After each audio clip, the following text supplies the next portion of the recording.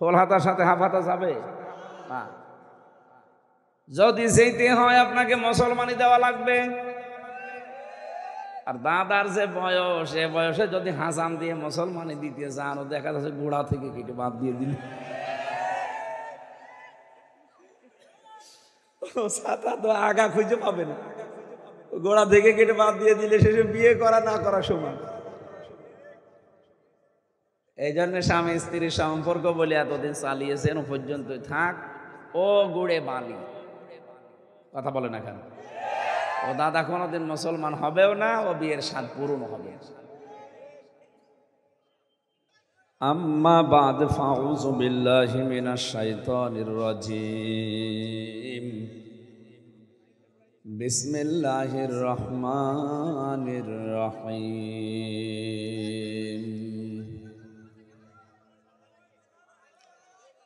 লা তাজআলু দুআ আর রাসূলি বাইনাকুম। না, এইভাবে আওয়াজ করেন কেন? আপনারা যদি কথা বলবেন তো আমারে নিয়ে আসলেন কেন? কথা বন্ধ করেন, আমরা তেলাওয়াত করছি। লা তাজআলু দুআ আর রাসূলি বাইনাকুম কাদুআই বা'দিকুম বা'দা। قد يعلم الله الذين يتسللون منكم لواذا فليحذر الذين يخالفون عن أمره أن تصيبهم فتنة أو يصيبهم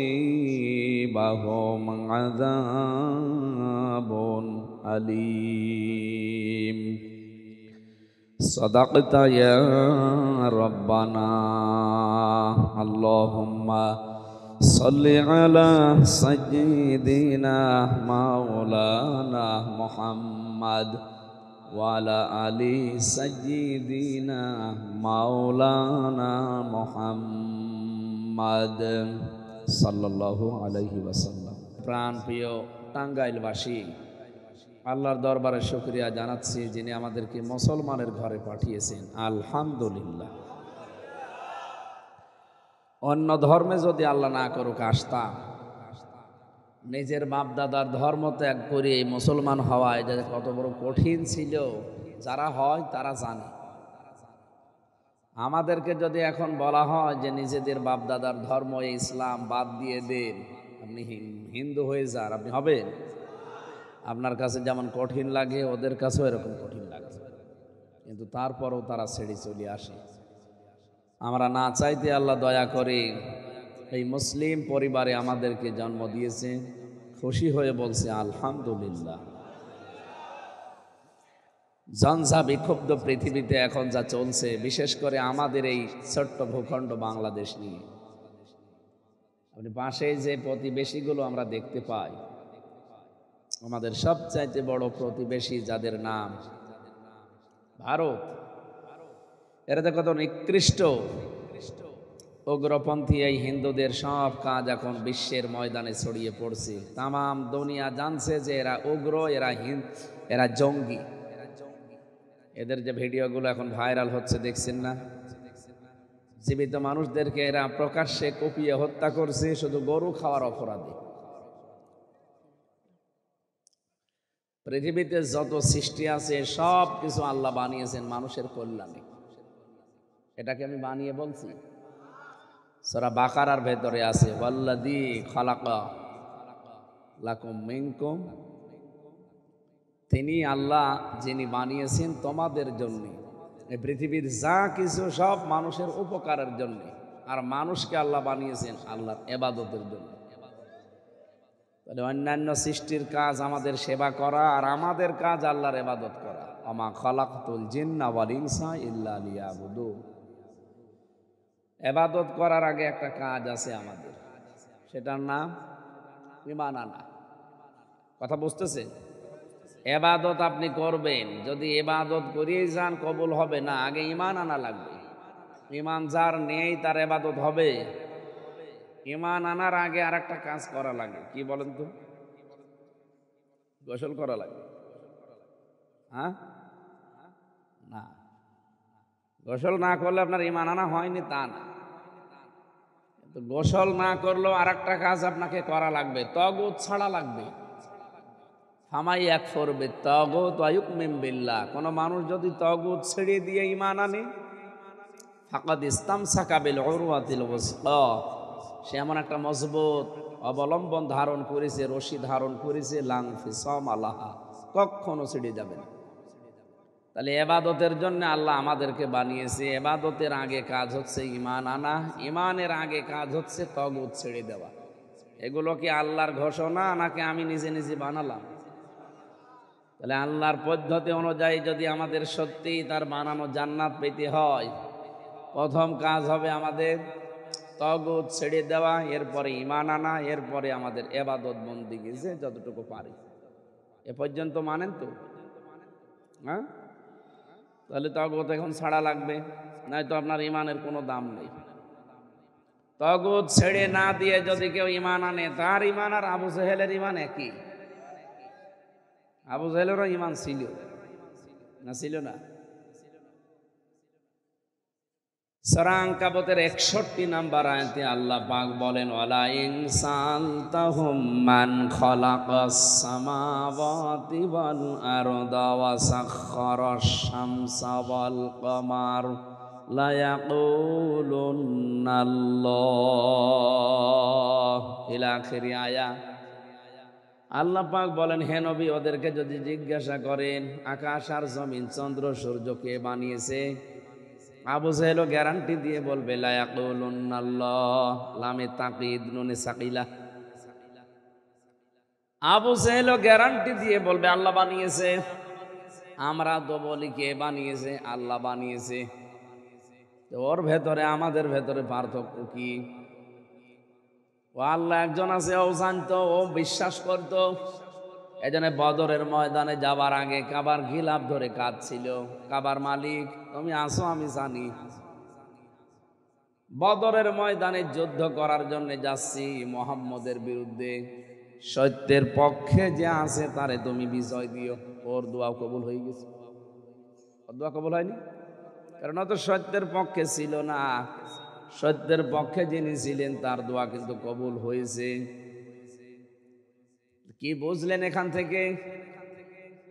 ওর যে কাজ কারবার কথাবার্তারা, আমাদেরও কাজ কারবার কথাবার্তারা প্রায় একই মিলে যাচ্ছে। হ্যাঁ, অনেকে বলতে পারেন, কি বলেন, আমি কালীহাতি মসজিদের সভাপতি, আবু জেহেলের সাথে আমার তুলনা দেন।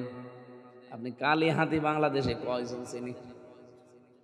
এই কালীহাতি মসজিদের সভাপতি হয়ে আপনি লাফান, আর আবু জেহেল ছিল কাবা শরীফের সভাপতি। ও খেদমত করতো হাজিদের। বলেন তো আপনি ওর পর্যায়ে যেতে পারেননি, একটাই কারণ, ও ঈমানও আল্লাহকে, আল্লাহ একজন আছে বিশ্বাসও করতো, কিন্তু তাগুত ছেড়ে না দিয়ে। এমনকি ওর বাবা যেটা, ওর দাদা যেটা ফেরাউন, সেও আল্লাহ একজন আছে কথা শেষে বলেছিল। সূরা ইউনূসের 90 নম্বর আয়াতে আল্লাহ জানিয়েছেন, আন্নাহু লা ইলাহা ইল্লাল্লাযী আমানাত বিহি বানু ইসরাঈল ওয়া আনা মিনাল মুসলিমিন। ফেরাউন যখন ডুবে যাচ্ছিল, ওই সময় বলেছিল আমি ঈমান আনলাম ওই আল্লাহর উপরে যার উপর ঈমান এনেছে বানি ইসরাইলের লোকেরা। আমি তো মুসলমান হয়ে গেছি। এরপরও ফেরেশতারা আমার পানের ভেতরে খালি চোবায়। আল্লাহ তখন ডাক দিয়েছেন, আল আন, এখন আকাদ আসাইতা ক্বাবলু ওয়া কুনতা মিনাল মুফসিদিন, এর আগে তুমি সব চাইতে বড় ফ্যাসাদ সৃষ্টিকারী, ফ্যাসিস্ট, এটা বললে বোঝেন ভালো। তুমি সব চাইতে বড় ফ্যাসাদ সৃষ্টিকারী, ফ্যাসিস্ট, সন্ত্রাসী, উগ্র, এগুলো ছিলে। তোমার কারণে আমার হাজার হাজার বান্দা বান্দি দুনিয়াতে অশান্তিতে ছিল। এখন স্বীকার করেও কোনো লাভ নেই, কারণ স্বীকার করার সে জায়গা পর্যন্ত নেই, শেষ হয়ে গেছে। এখান থেকে মাসলা পেয়েছি আমি, সত্যি যদি পৃথিবীতে কোনো মানুষ অন্যায় করে, এটা করতে করতে যদিও সর্বশেষ পর্যায়ে পৌঁছিয়ে যায়, ইন্নামা নুমলি লাহুম লিয়াজদাদু ইসমা ওয়া লাহুম আযাবুম মুহিন। সূরা আলে ইমরানের এই আয়াতে আল্লাহ জানিয়েছেন, মানুষের পাপের বোঝা যখন পরিপূর্ণ হয়ে যায় তখন আল্লাহ অপমানজনক শাস্তি তাকে দেয়। এই জন্য আমাদের উচিত আমাদের পাপের বোঝা যেন একেবারে পরিপূর্ণ হয়ে না যায়।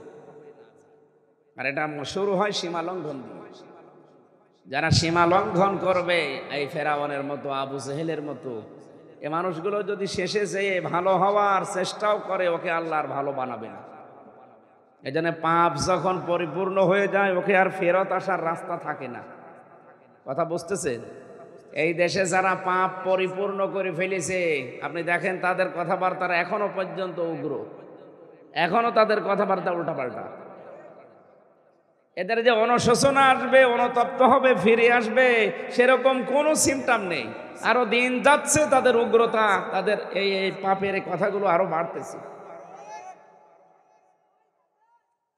আপনাদের টাঙ্গাইলের একজন, আমি নাম নিলাম না, পাপ পরিপূর্ণ হয়ে গেছে, এই জন্য মনে হয় এটা বলছিল যে রাত 2টার পরে শাপলা চত্বরের এই জঙ্গিদেরকে আমরা একেবারে সাফ করে দিয়েছি, এটা বলেছিল না? আল্লাহ এখন কি বিচার করেছেন দেখেন। গত কয়েকদিন আগেও মার্ডার মামলার কারণে এই মধুপুরের থানাতে এসেছিল, 5 দিনের রিমান্ডে, মাটিতে শুয়ে আছে এখন।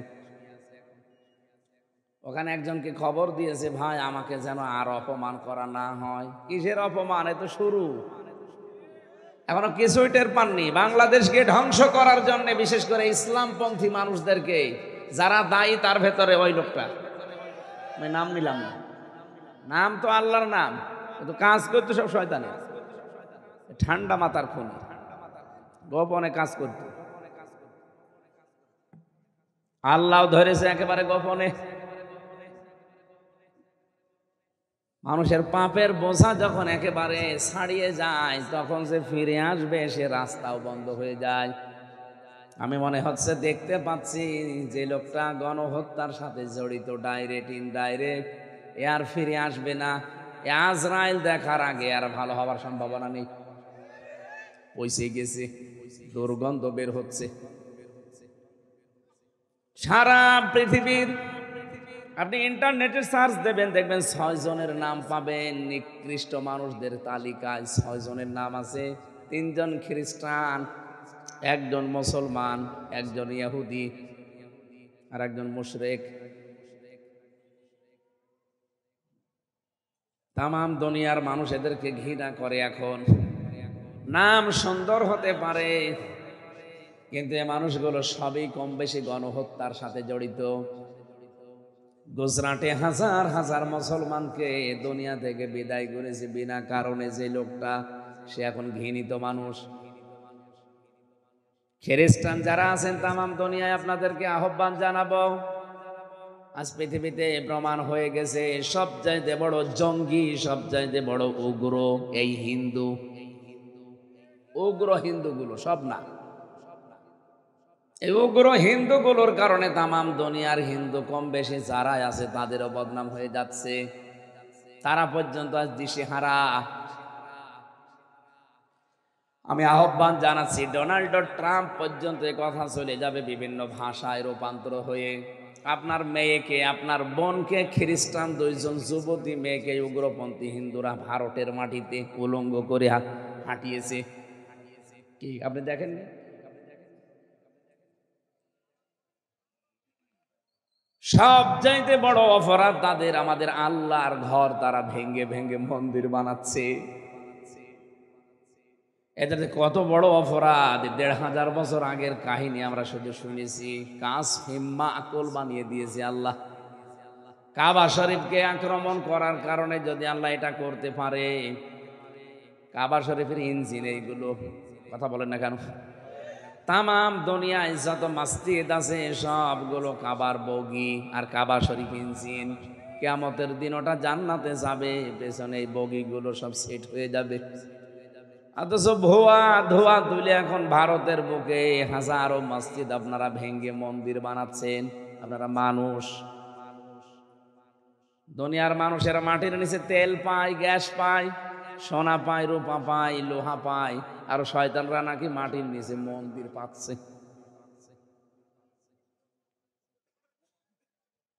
আমরা যদি এখন আওয়াজ তুলি বাংলাদেশের এই যে স্বামীবাগ ঢাকার ইসকন মন্দির, এটা 1000 বছর আগে এখানে মসজিদ ছিল, আমি ভেঙে ফেলি, মসজিদ বানাই, কেমন লাগবে আপনাদের? একজন সম্মানিত আল্লাহর বান্দা এবং বান্দিরা যে ধর্ম পালন করেন, কিন্তু আপনাদের ওই উগ্র মানুষদেরকে থামান। এদের কারণে দুনিয়ার এই জমিনটা বিষাক্ত হয়ে যাচ্ছে, বসবাস করার অযোগ্য হয়ে পড়ছে। যারা মানুষের জন্য ভয়ঙ্কর রূপ নিয়ে দাঁড়ায়, ওই মানুষগুলোকে আল্লাহর হেদায়েত দেয় না। এই জন্য যত পাপ করছেন আপনি আর ফিরে আসবেন সে রাস্তা কিন্তু আপনার আর খোলা নেই। এই 6 জনের মনে হয় কয়েকজন তো মারাই গেছে, আর কয়েকজন এখনো বেঁচে আছে। হিটলার, চেঙ্গিস খান, এদের নামও আছে, বাকিগুলোর নাম আমি নিতে চাই না, নাম নিলে আমার ঘৃণা লাগে। এজন্য আপনাদের হেদায়েত মনে হয় কপালে আর নেই, আপনি পাপের সর্বশেষ চূড়ায় পৌঁছিয়ে গেছেন। আপনার একক সিদ্ধান্তের কারণে 2732 জন মানুষ এই জুলাই আগস্টে মারা গেল। একটু যদি পরিবর্তন হয়ে যেতেন এতগুলো মানুষ মরতো না। 2780 জন মানুষ এখনো হাসপাতালের বেডে কাতরাচ্ছে, কারো এক হাত নেই, কারো পা নেই, চোখ নেই, অন্ডকোষ উড়ে গেছে। এত বড় বিশাল বোঝা আপনি আমাদের এই জাতির মাথার উপরে দিয়ে গেলেন, চলেই তো যাবেন স্বামীর বাড়ি, এই বোঝা দিয়ে গেলেন কেন? না, ওরা নিজেরাই যখন বলতো স্বামী স্ত্রীর সম্পর্ক গেছে যখন, কিন্তু হবে না, কারণ দাদা তো ফুল হাত আর আমাদের হাফ হাত। কথা বলে না কেন? দাদার ফুল হাতা না, ফুল হাতার সাথে হাফ হাতা যাবে না। যদি যেতে হয় আপনাকে মুসলমানি দেওয়া লাগবে।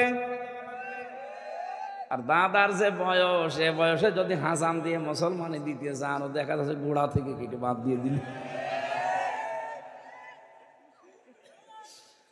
ছাতা তো আগা খুঁজে পাবে না, গোড়া থেকে কেটে বাদ দিয়ে দিলে শেষে বিয়ে করা না করা সমান। এই জন্য স্বামী স্ত্রীর সম্পর্ক বলে এতদিন চালিয়েছেন, ও পর্যন্ত থাক, ও গুড়ে বালি। কথা বলে না কেন? ও দাদা কোনোদিন মুসলমান হবেও না, ও বিয়ের স্বাদ পূরণ হবে। আমার ভাইরা, যে কথাটা বোঝাতে পর্যন্ত আসলাম, এর সার কথা এই, কোনো মানুষ যদি অপরাধ করতে করতে সীমা ছাড়িয়ে চলে যায়, ও ভালো হওয়ার চেষ্টা করলেও আল্লাহ ওকে আর গ্রহণ করে না। এটা ফেরাউনের জীবন, আবু জেহেলের জীবন, আবু লাহাবের জীবন থেকে আল্লাহ দেখিয়েছেন। ফেরাউনের জীবনই তো বললামই, শেষ পর্যন্ত ভালো হওয়ার নিয়ত করেছিল, এখন ঈমানেরও ঘোষণা দিয়েছে, কিন্তু আল্লাহ কবুল করে নাই। আমরা যদি আমাদের পাপের সীমা ছাড়িয়ে যাই, সত্যি কথা বলছি, আপনি ভালো হওয়ার নিয়ত করলেও আর পারবেন না ফিরে আসতে। এক্ষুনি পাল্টান। কখন পাল্টাবেন? এক্ষুনি। আপনি জালেমদের বাড়ি ঘরগুলো এখন দেখতে পাচ্ছেন না?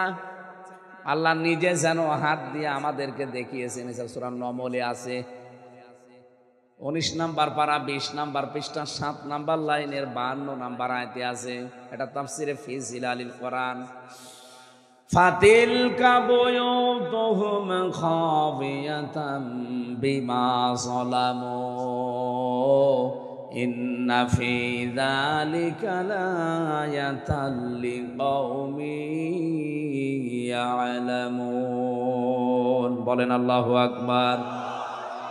এখানে যারা আলেম আছে, আরবি গ্রামার জানে, দেখেন তো আল্লাহ মনে হচ্ছে আঙ্গুল দিয়ে দেখাচ্ছেন, অথচ এটা হাজার হাজার বছর আগের কাহিনী, লূত নবীর জীবনী। সেটা আল্লাহ নবীজিকে শোনাচ্ছেন, মনে হচ্ছে আমাদেরকেও দেখাচ্ছেন। ফাতিলকা বুয়ুতুহুম, বাইতুন দেয়নি, বুয়ুত বহু বচন, হোম জমির। আল্লাহ বলেন, হে নবী, এই ঘরগুলোর দিকে তাকান, এই সেই ঘরগুলো।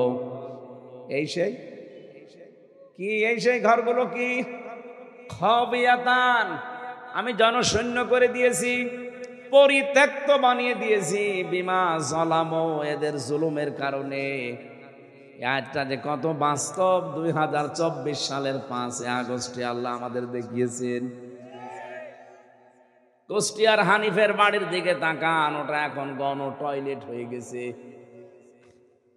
আমি এই যে এখনই দেখে আসলাম একটু আগে, আপনাদের ওই লোকের বাড়ি, আমি নাম নেই না, ওর বাড়িও এখন জাতীয় টয়লেট হয়ে গেছে। জালেমরা জুলুমের জন্য দুর্বিসন্ধি করতো, যে জায়গায় বসে ষড়যন্ত্র করতো, ওই জায়গাটা আল্লাহ অভিশপ্ত বানিয়ে দিয়েছে। 4 দিন আগে গিয়েছিলাম কিশোরগঞ্জে, এত জাঁকজমকপূর্ণ বাড়ি ওইটা, অথচ এটা এখন জাতীয় টয়লেট। 8-10 জন করে ঢোকে, বিভিন্ন দিকে মুখ করে সব প্রসাব করে, মনে হচ্ছে জামাতবদ্ধ টয়লেট চলছে। এমনি আল্লাহ করেনি এটা, বিমা জলামু, জুলুমের কারণে। এ পর্যন্ত আল্লাহ যদি বলে শেষ করে দিতেন, আজকে আমি পড়তাম না। এর পরের অংশ আমাদের জন্য আছেন আপনারা, এর পরের অংশ আমাদের জন্য। ইন্না ফি যালিকা লায়াতাল লিকাউমিন ইয়ালামুন। আল্লাহ লামে তাকিদ দিয়েছেন মাঝে, আর প্রথমে দিয়েছেন ইন্না। অবশ্যই এর ভেতরে শিক্ষা আছে জ্ঞানী সম্প্রদায়ের জন্য। আমরা যদি সত্যি নিজেদেরকে জ্ঞানবান মনে করি, আমাদের এখনই শিক্ষা নেওয়া লাগবে এখান থেকে। জালেমদের এত বড় গভীর শিকড় যদি আল্লাহ কেটে আজ তাদের জনশূন্য করে দিতে পারে, ফাকতি আদাবিরুল কওমিল্লাযীনা যালামু। সূরা নাম 7 নম্বর পারা 12 নম্বর পৃষ্ঠার 4 নম্বর লাইনের 45 নম্বর আয়াতের প্রথম অংশে আছে। আল্লাহ তাআলা বলেন, জালেমদের শিকড় কাটা হয়ে গেছে। কতিয়া মজুল, এটা ফাইল জানা নেই। বলেন তো আয়াতটা কত বাস্তব বাংলাদেশের জন্য। আল্লাহ বলেন জালেমদের শিকড় কাটা হয়ে গেছে। কে কেটেছে কেউ জানে না। আমি তো হানিফ সাহেবের নাম বললাম, কুষ্টিয়া, আর ওর বাড়ি ভেঙে তছনছ করে দিয়েছে, ইট পর্যন্ত খুলে নিয়ে চলে গেছে। এমনকি পায়খানার যে প্যানও নেই, প্যানও খুলে নিয়ে চলে গেছে। কে করলো এ কাজ কেউ জানে না। ফাইলকে কর্তাকে জানা নেই। আমার মনে হচ্ছে আল্লাহ পাক আবাবিল পাঠিয়ে কাজ করিস। কথা বলে না কেন? আমাদেরকে যেটা এখান থেকে নেওয়া লাগবে, জালেমদের এত বড় শিকড়, যেখানে দারোয়ান থেকে শুরু করে একেবারে সংসদ পর্যন্ত, ইউনিয়নের দারোয়ান থেকে সংসদ পর্যন্ত প্রত্যেক জায়গায় জালেমদের শিকড় গাড়া ছিল। ওদের সব জায়গায় লোক সেট করা ছিল। এত বড় শিকড় যদি আল্লাহ কেটে আর শ্মশান বানিয়ে দিতে পারে, আপনি ধানমন্ডির বাড়ির দিকে তাকান, এখন একটা জাতীয় টয়লেট চলছে। কালকে আপনি যান দেখে আসেন, আমার কথা কত বাস্তব। আমরা যদি এখান থেকে সত্যিই কিছু নিতে চাই, প্রথম শিক্ষা হবে আগামীতে যারা ক্ষমতায় বসবেন তারা আর যাই করেন জুলুম করবেন না। আপনি যদি সত্যি জুলুম করেন, আপনার অবস্থাও কিন্তু ঠিক এরকম পরিত্যক্ত হয়ে যাবে। আমরা এখন অনেককে দেখতে পাচ্ছি থালা হাতে পায় নিয়ে এর আগে জুলুম করা আরম্ভ করে দিয়েছে। এক কথা বলছে না কেন? সারা দেশের বিভিন্ন জেলায় দেখছি, এখন শুনছি এখন যে চাঁদাবাজি চলছে। চাঁদাবাজি বন্ধ হয়নি, শুধু নাম পাল্টিয়েছে। আগে ওই নামে করতো, এখন আর এক নামে করছে। এটা একটা জুলুম না? কত বড় জুলুম আপনি জানেন? এই যে রমজান সাহেব মালয়েশিয়াতে আছে আজ 25-30 বছর, মনে করেন এত কষ্ট করে 20-25 বছর উনি একেবারে মাথার ঘাম পায়ে ফেলে টাকাগুলো কামাই করে নিয়ে আসলো। টাঙ্গাইলে কোন জায়গায় যেন বাড়ি, ওখানে একটা বাড়ি করবে। ঘাম ঝরানো, রক্ত ঝরানো টাকা দিয়ে বাড়ি করবে, কিন্তু না, বড় ভাই আসবে মিষ্টি খাবে, কয় টাকা লাগবে? 10 লাখ। আরে মিষ্টি, আপনি কোন দেশের মিষ্টি খাবেন? নীরব চাঁদাবাজি গুলো চলছিল এতদিন, কয়েকদিন বন্ধ ছিল, এখন আবার শুরু হয়ে গেছে। আমিরে জামাত ডাক্তার শফিকুর রহমান হাফিজাহুল্লাহ কয়েকদিন আগে উনি ঘোষণা দিয়েছেন ডাইরেক্ট, এদেশে যদি সত্যি ইসলাম আসে, সর্বপ্রথম আমরা বন্ধ করব এই চাঁদাবাজি। প্রতিটি সেক্টরে চলছে, অফিস আদালত থেকে শুরু করে কোর্ট পর্যন্ত। আমি নিজে তো সাক্ষী, ওখানে নীরব চাঁদাবাজি চলে, বিশেষ করে সিএমএম কোর্ট, জজ কোর্ট আর হাইকোর্ট গুলোতে। এগুলো বন্ধ হওয়া দরকার, নয়তো এই জুলুম বন্ধ হবে না, মানুষ নীরবে নীরবে কাঁদবে। আমরা চাই আগামীতে যারা আসবেন তারা আর যাই করেন, কোন রকমের জুলুম যেন আপনার দ্বারা না হয়। তাহলে আগামী 5 বছর পরে দেখবেন আপনার বাড়িও ঠিক হানিফের বাড়ির মতো টয়লেট হয়ে গেছে।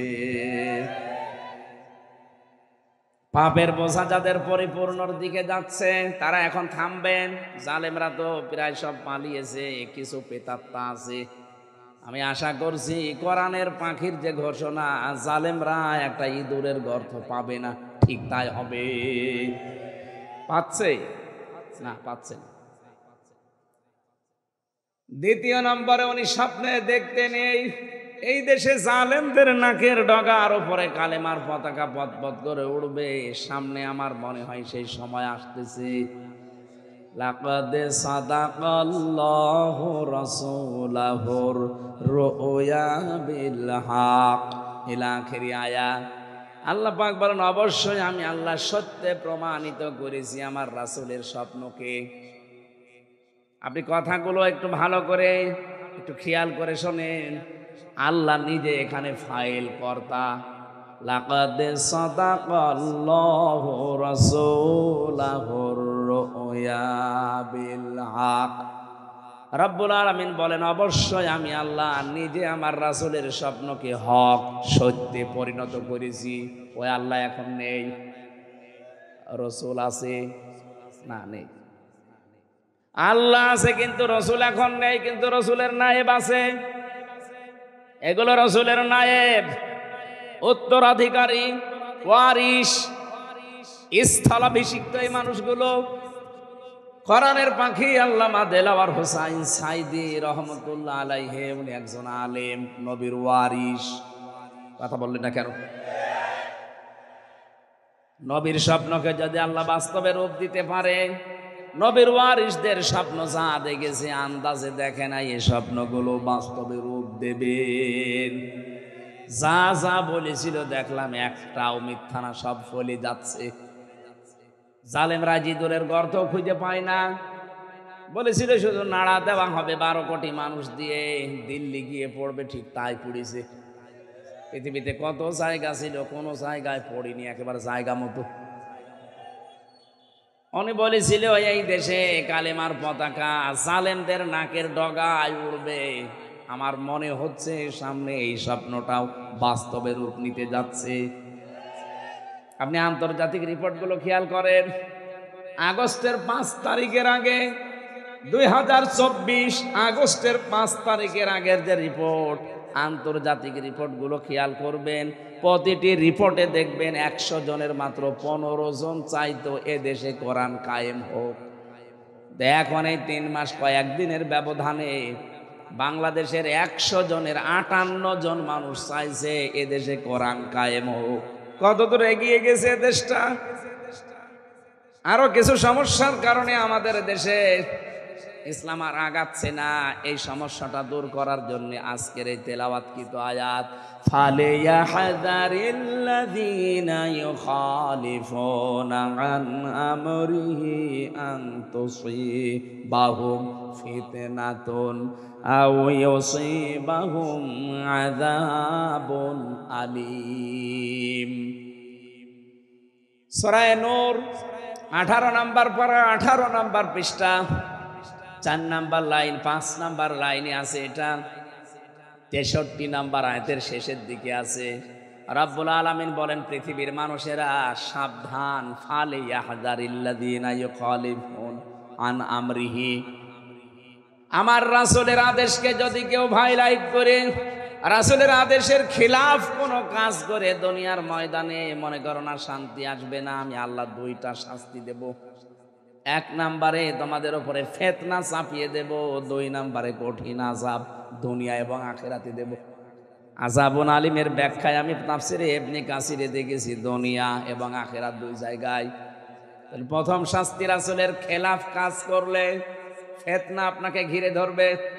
বেশ তো দেশটা এগিয়ে যাচ্ছিল ইসলামপন্থীদের, হঠাৎ করে এই যে হঠাৎ শুরু হয়ে গেল ইসলামপন্থীদের ভেতরে কিছু কিছু দেখছি ভাঙন।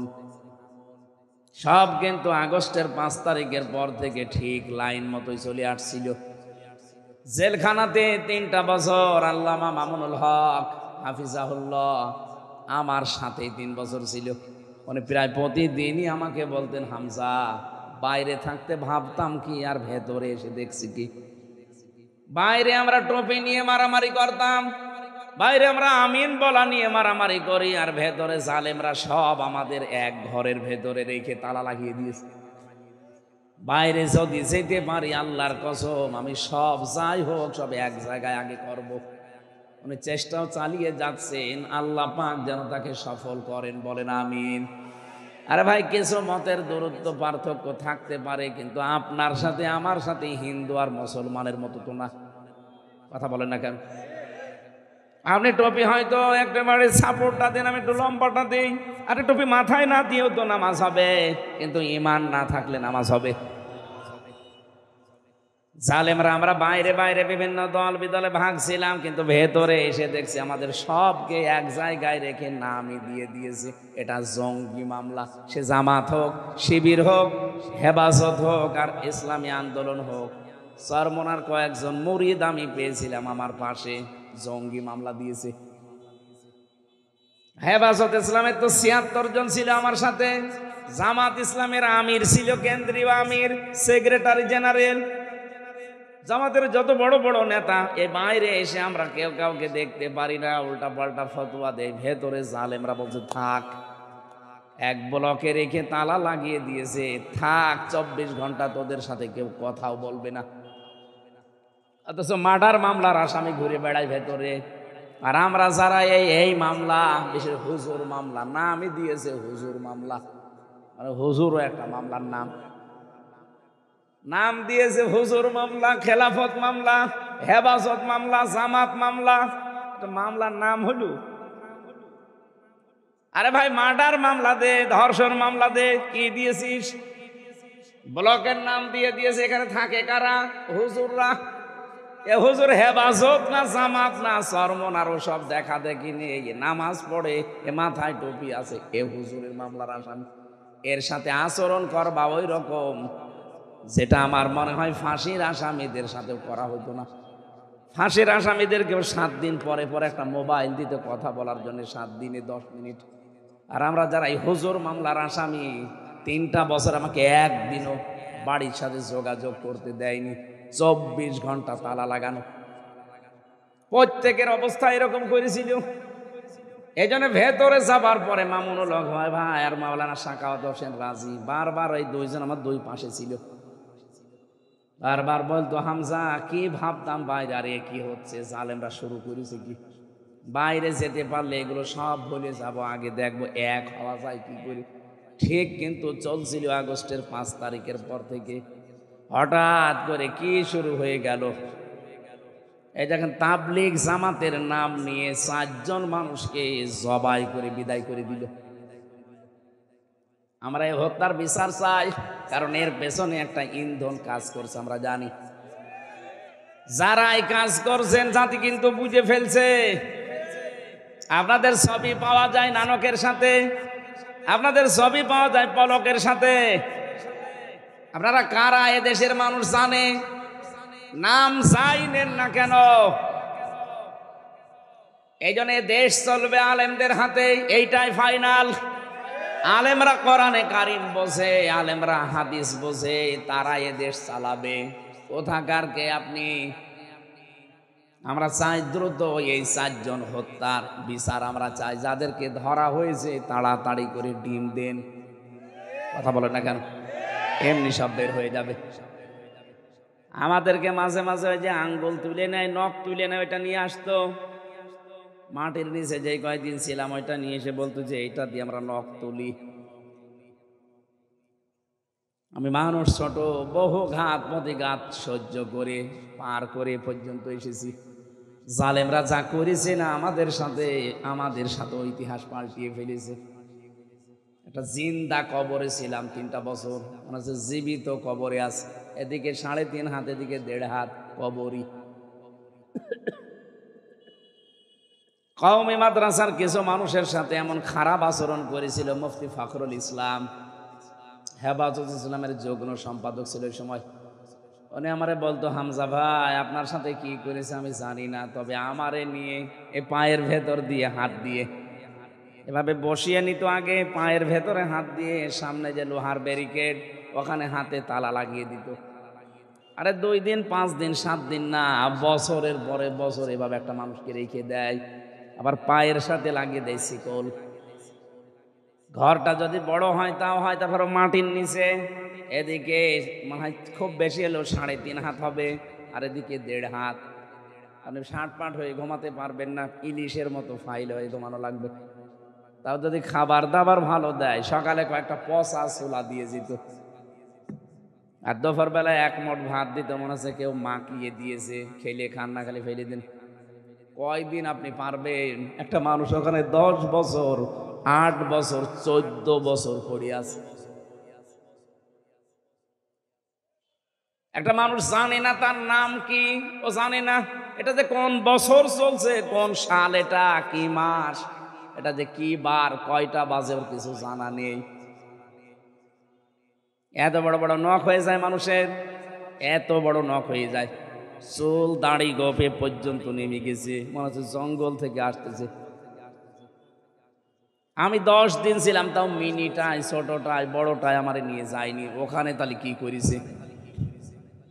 দেওয়ালের সাথে খসিয়ে খসিয়ে এভাবে লিখে রাখতো, নখ তো ধারালো, এভাবে লিখে রাখতো, ভাঙা ভাঙা অক্ষর দিয়েছে, ভাই যদি কেউ বাইরে যেতে পারেন এই নাম্বারটা জানাবেন যে এই নাম্বারের লোকটা এখনো বেঁচে আছে। লোকটা পড়ে আছে আজ 8 বছর 10 বছর 14 বছর, কেউ জানে না। আমি নিজেও নামাজ পড়তে পারি নাই, আমার মাথায় দড়ি লাগিয়ে 11 ঘন্টা আমারে টাঙিয়ে রেখেছিল। কি অপরাধ, খালি কোরআনের কথাগুলো বলতাম। আমি আপনার মেয়ের দিকে তাকিয়েছি, আর আপনার যে মেয়ে, ওকে তাকানো যায়?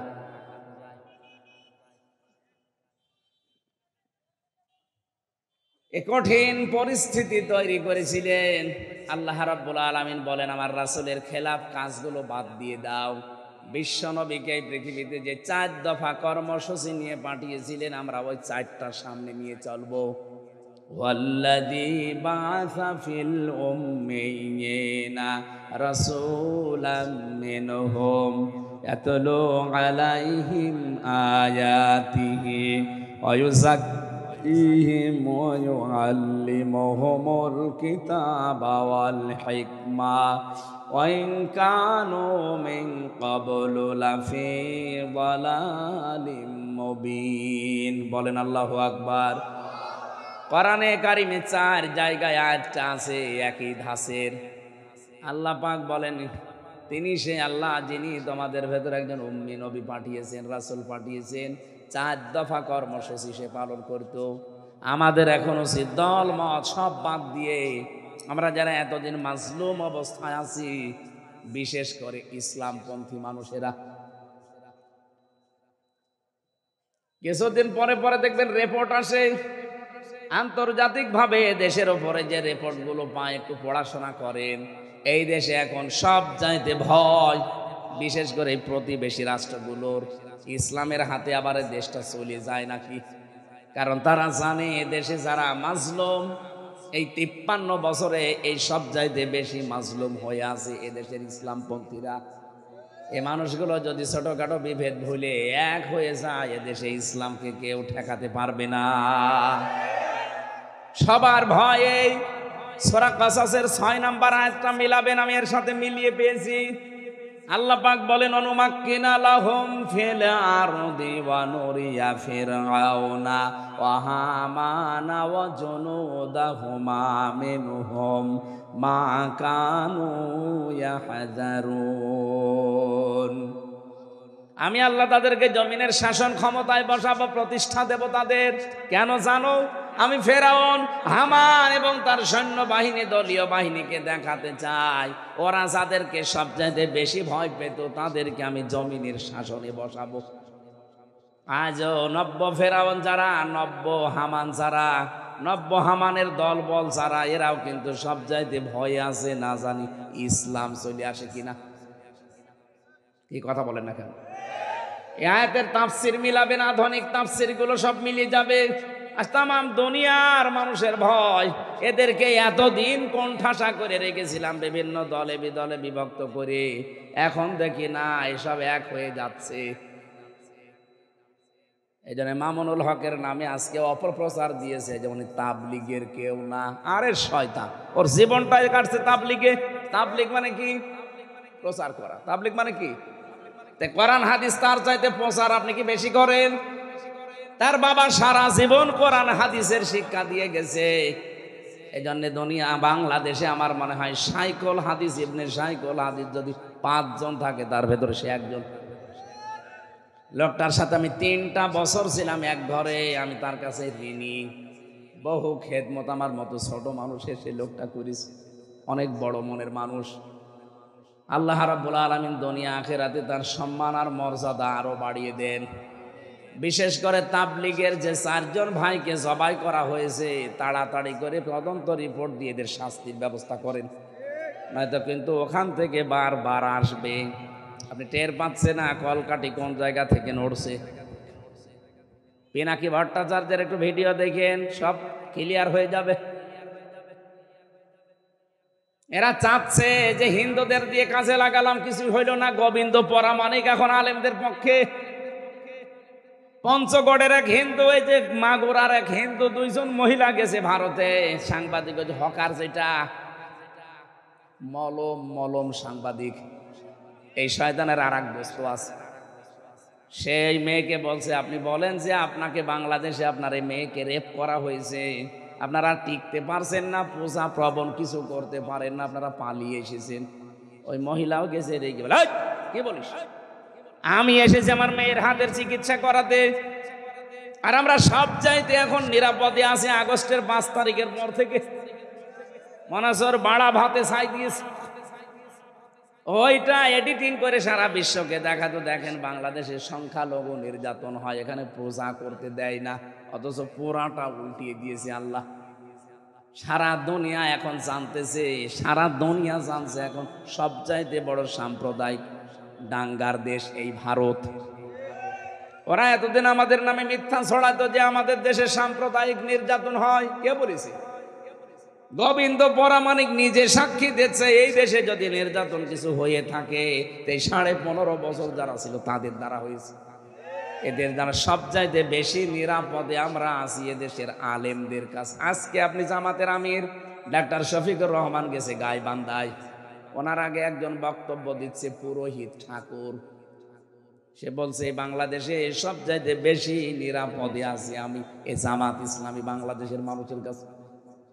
ইসলামপন্থী মানুষরা যদি এই দেশের দায়িত্ব পায় আমাদের কোনো অসুবিধা নেই, আমরা আরামে থাকবো। একজন হিন্দু যদি কথা বলতে পারে, এদেরকে দিয়ে কাজে লাগাতে চেয়েছিল, পারে নাই, এখন অন্য লাইনে হাঁটতেছে। এখন চাচ্ছে যে মুসলমানদের ভেতরে যদি বিভেদ তৈরি করে এদের দলে বেদলে বিভক্ত করে দেই, তখন আর একটা মেসাগার করা যাবে। আমার দেশ প্রথম দিনই কিন্তু এইটা ছেড়ে দিয়েছে। তো মেসাগার করার চেষ্টা ছিল, পারে নাই। দিল্লিকেও বলেছে যে ঢাকা আক্রমণ করেন। আপনি মানুষ, আজকে থেকে সিদ্ধান্ত নেন যে রসুলের খেলাফ আর কোনো কাজ এই দেশে আমরা করব না। দল মত নির্বিশেষে 4টা জিনিস সামনে রাখি, এ দেশটা এমনি দাঁড়িয়ে যাবে। যে যা করছে কুল পাবে না, শেষে ইসলামের হাতেই দেশ আসবে ইনশাআল্লাহ। যদি না করেন, দ্বিতীয় শাস্তিটা আও ইউসিবাহুম আযাবুন আলীম, যন্ত্রণাদায়ক শাস্তি কিন্তু রেডি হয়ে আছে দুনিয়ার আখিরাতে। এই সুযোগ যদি সামনে সত্যিই কেউ কাজে লাগাতে না পারেন, আগামী 100 বছরের ভেতরে এ দেশে আর কিচ্ছু করতে পারবেন না। আল্লাহ আমাদেরকে বোঝার তৌফিক দান করেন, বলেন আমিন।